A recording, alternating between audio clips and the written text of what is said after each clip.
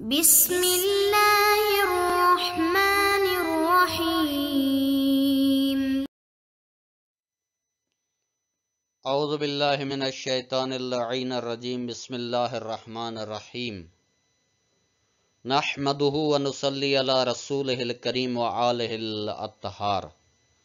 عزیز طلاب اکرام، کتاب توضیح المسائل کے اسباق ہم مسلسل پڑھ رہے ہیں،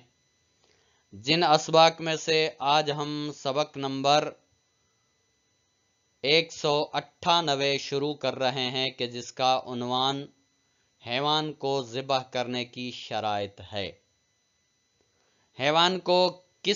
کن شرائط کے ساتھ ذبح کرنا چاہیے تو وہ حلال اور پاک ہوگا، ورنہ حلال اور پاک نہیں ہوگا۔ اگر ان شرائط پہ عمل کیا جائے جو اسلام نے ہمیں بتائی ہیں تو اس صورت میں ہم اس حیوان کا گوشت وغیرہ بھی استعمال میں لا سکتے ہیں، ورنہ استعمال نہیں کر سکتے۔ تو اب آ جاتے ہیں مسئلہ نمبر 2557۔ حیوان کو ذبح کرنے کی چند شرطیں ہیں۔ ان میں سے پہلی شرط یہ ہے کہ جو شخص کسی حیوان کو ذبح کرے، خواہ مرد ہو یا عورت، اس کے لیے ضروری ہے کہ مسلمان ہو، اور وہ مسلمان بچہ بھی جو سمجھدار ہو، یعنی برے بھلے کی سمجھ رکھتا ہو، حیوان کو ذبح کر سکتا ہے۔ ایک بات عموماً ہمارے ہاں مشہور ہے کہ عورت ذبح نہیں کر سکتی، لیکن ایسی بات نہیں ہے۔ اسلام نے یہ شرط رکھی ہے کہ مسلمان ہو، چاہے مرد ہو یا عورت، دونوں ذبح کر سکتے ہیں۔ اسی طرح اگر بچہ بھی جو کہ سمجھدار ہو، برے بھلے کو سمجھتا ہو، وہ بھی حیوان کو ذبح کر سکتا ہے۔ یعنی کہ شرط یہ نہیں کہ مرد ہو، شرط یہ نہیں کہ عورت ہو، شرط یہ نہیں کہ بچہ ہو، شرط یہ ہے کہ مسلمان ہو۔ اگر مسلمان نہیں ہے تو اس صورت میں چاہے مرد ہو، چاہے عورت ہو، چاہے بچہ ہو، وہ حیوان حلال نہیں ہوگا۔ لیکن غیر کتابی کفار اور ان فرقوں کے لوگ جو کفار کے حکم میں ہیں، مثلا ناصبی، اگر کسی حیوان کو ذبح کریں تو وہ حلال نہیں ہوگا۔ غیر کتابی کافر یعنی وہ جو کہ اللہ کی کتاب کو نہیں مانتے، جو اللہ کو نہیں مانتے اور بت پرست ہیں، جیسے کہ مثلا وہ مسلمانوں کے فرقے جو کہ کفار کے حکم میں ہیں، جیسے کہ مثلا ناصبی، اگر یہ حیوان کو ذبح کریں تو وہ حلال نہیں ہوگا۔ کہیں گے بلکہ کتابی کافر بھی کسی حیوان کو ذبح کرے، اگرچہ بسم اللہ بھی کہے، تو بھی احتیاط واجب کی بنا پر وہ حیوان حلال نہیں ہوگا۔ یعنی جو کتابی کافر ہیں، اللہ کو مانتے ہیں، گزشتہ نبیوں کو مانتے ہیں، کہنے کہ وہ بھی اگر ذبح کریں اور اس کے ساتھ ساتھ بسم اللہ بھی پڑھیں، تب بھی احتیاط واجب کی بنا پر وہ حیوان حلال نہیں ہوگا۔ دوسری شرط، حیوان کو اس چیز سے ذبح کیا جائے جو لوہے کی بنی ہوئی ہو، یعنی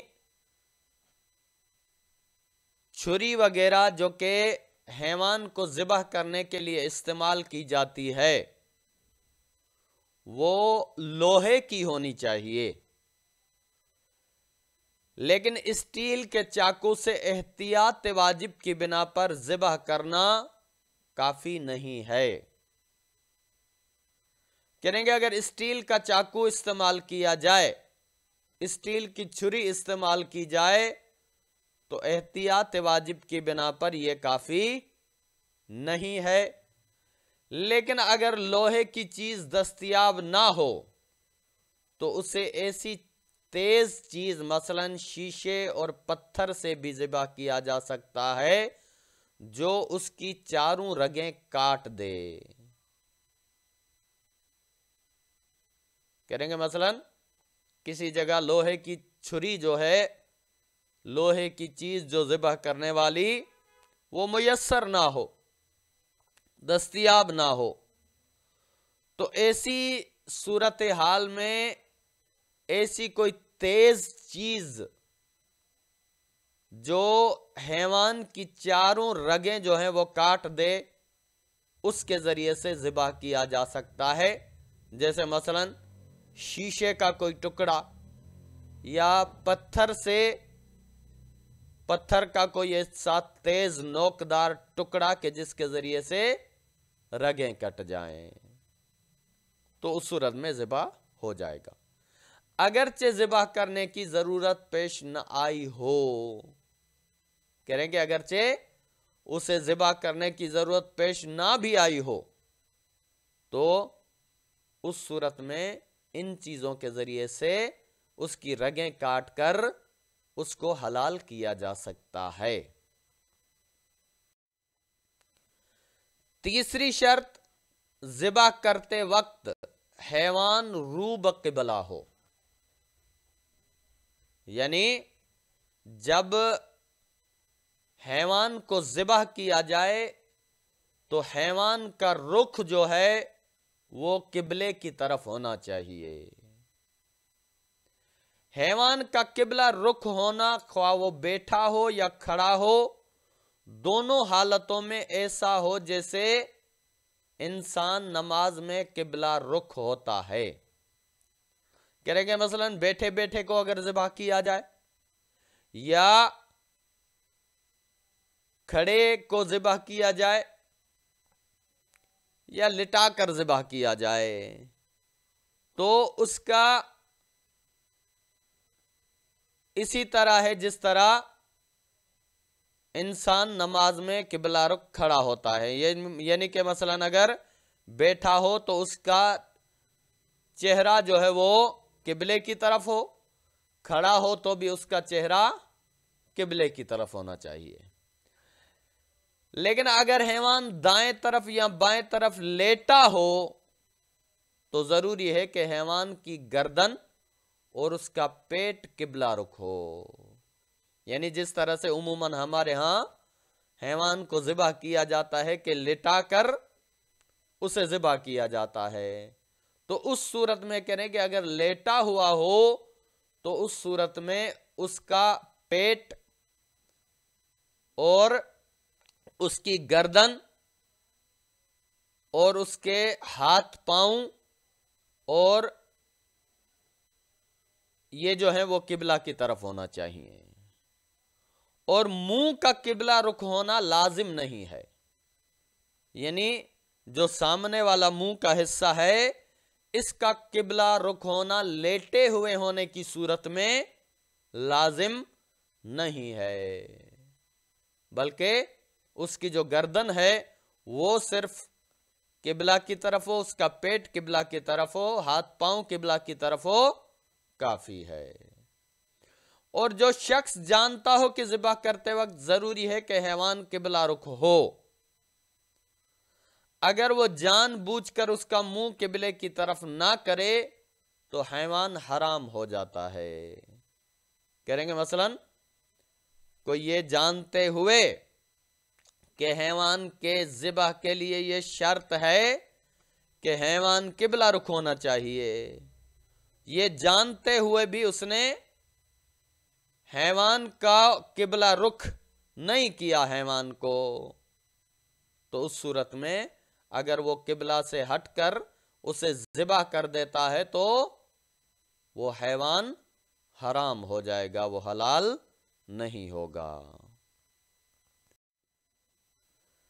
لیکن اگر ذبح کرنے والا بھول جائے یا مسئلہ نہ جانتا ہو یا قبلے کے بارے میں اسے اشتباہ ہو، اشکال نہیں ہے۔ کہنے کے مثلا پہلی والی صورت یہ تھی کہ یہ جانتا تھا کہ قبلہ رخ ہونا ضروری ہے حیوان کا، پھر بھی اس نے نہیں کیا۔ لیکن دوسری صورت یہ بیان کر رہے ہیں کہ مثلا اگر یہ مسئلہ نہ جانتا ہو یا بھول جائے، وہ جانتا تو تھا لیکن اس نے جان بوجھ کے ایسا نہیں کیا، بھول گیا تھا، یا قبلے کے بارے میں اسے اشتباہ ہو کہ قبلہ کس طرف ہے، تو اس صورت میں اشکال نہیں ہے۔ اور اگر یہ نہ جانتا ہو کہ قبلہ کس طرف ہے یا حیوان کا منہ قبلے کی طرف نہ کر سکتا ہو، تو اگرچہ دوسروں کی مدد سے بھی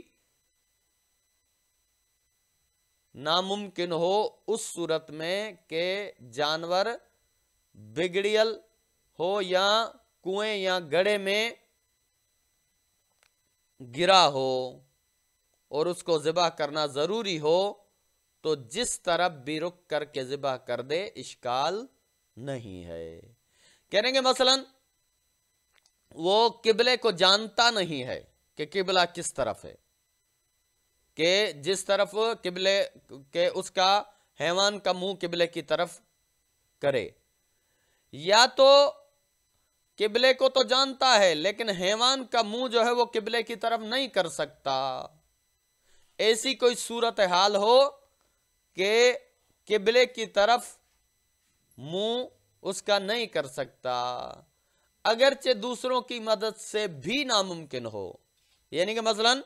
دوسروں سے مدد لینا چاہے، وہ دوسروں سے مدد لینا بھی ممکن نہ ہو، تو اس صورت میں کہ جانور بگڑیل ہو یا کنویں یا گڑھے میں گرا ہو، مثلا جانور ایسا ہو جو کہ پکڑ میں نہیں آتا، یا جانور جو ہے وہ کنویں یا گڑھے میں گرا ہوا ہے، اور اس وقت اس کو ذبح کرنا ہر صورت میں ضروری ہو، تو جس طرف بھی رک کر کے ذبح کر دے اشکال نہیں ہے۔ کہیں گے جس طرف بھی رک کرے کوئی حرج نہیں ہے، اس کو ذبح کر دے اور وہ حیوان حلال ہو جائے گا۔ اور اسی طرح اگر اس بات کا خوف ہو کہ قبلہ رکنے میں حیوان کی موت واقع ہو سکتی ہے، کہیں گے مثلا اگر اس بات کا خوف ہوئے کہ جب تک میں اس حیوان کو قبلہ رخ کروں گا تب تک اس کی موت واقع ہو جائے گی، تو اس صورت میں یہی حکم ہے، یعنی کہ اشکال نہیں ہے، جس طرف بھی اس کا رخ ہو اس کو ذبح کر دے۔ اور اس مسلمان کا اس حیوان کا ذبح کرنا جو اس بات کا معتقد نہیں ہے کہ رو بقبلہ ذبح کیا جانا ضروری ہے، اس کے لیے ذبح کرنا صحیح ہے، اگرچہ رو بقبلہ نہ ہو۔ کہیں گے مثلا ایسا کوئی مسلمان ہے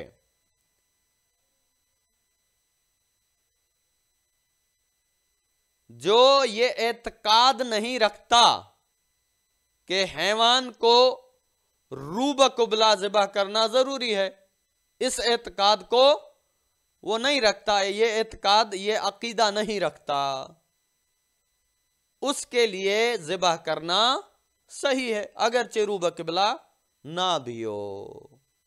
کہیں گے اگرچہ رو بقبلہ نہ ہو تب بھی اس کے لیے وہ صحیح ہے اور حلال ہے۔ اور احتیاط مستحب یہ ہے کہ جو شخص حیوان کو ذبح کر رہا ہو وہ بھی رو بقبلہ ہو۔ کہیں گے یہاں تک جو ہم نے پڑھا وہ تو حیوان کا رو بقبلہ ہونا ثابت تھا، ضروری تھا، لیکن آخر میں کہہ رہے ہیں کہ احتیاط مستحب یہ ہے کہ جو شخص ذبح کر رہا ہے وہ بھی اس کا رخ بھی قبلے کی طرف ہونا چاہیے، یہ احتیاط مستحب ہے، اگر ایسا نہ بھی ہو تو بھی حیوان حلال ہو جائے گا۔ اب آ جاتے ہیں چوتھی شرط جو کہ حیوان کے حلال ہونے کے لیے ضروری ہے ذبح میں۔ وہ یہ ہے کہ کوئی شخص کسی حیوان کو ذبح کرتے وقت یا ذبح سے کچھ لمحے پہلے جو ذبح سے متصل ہو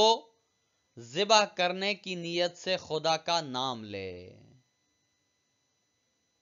اور ذبح کرنے والے کے علاوہ کسی دوسرے کا نام لینا کافی نہیں ہے۔ کہنے گے مثلاً جو شخص حیوان کو ذبح کرتا ہے، ذبح کرتے وقت یا ذبح کرنے سے کچھ لمحے پہلے جو کہ وہ لمحے ذبح سے متصل ہوں، ذبح کرنے کی نیت سے اللہ کا نام لے، ایسے ہی اللہ کا نام نہیں لے بلکہ ذبح کرنے کی نیت سے اللہ کا نام لے، یہ شرط ہے۔ مثلاً اگر ساتھ میں کھڑا ہوا شخص اس نے اللہ کا نام لے لیا تو یہ کافی نہیں ہے، اور صرف بسم اللہ کہہ دینا یا صرف اللہ اکبر کہہ دے تو بھی کافی ہے، بلکہ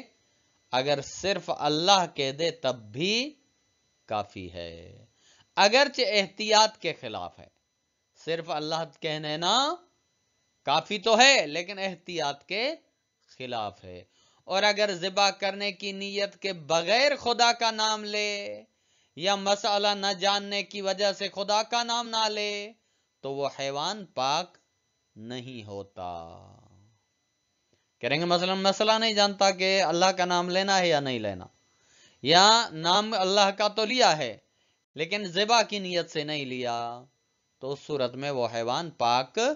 نہیں ہوگا۔ لیکن اگر بھول جانے کی وجہ سے خدا کا نام نہ لے تو اشکال نہیں ہے، یعنی اسے یاد تھا، مسئلہ بھی جانتا تھا لیکن اس وقت اچانک بھول گیا تو اس صورت میں اشکال نہیں ہے، یعنی کہ وہ حیوان پاک ہو جائے گا۔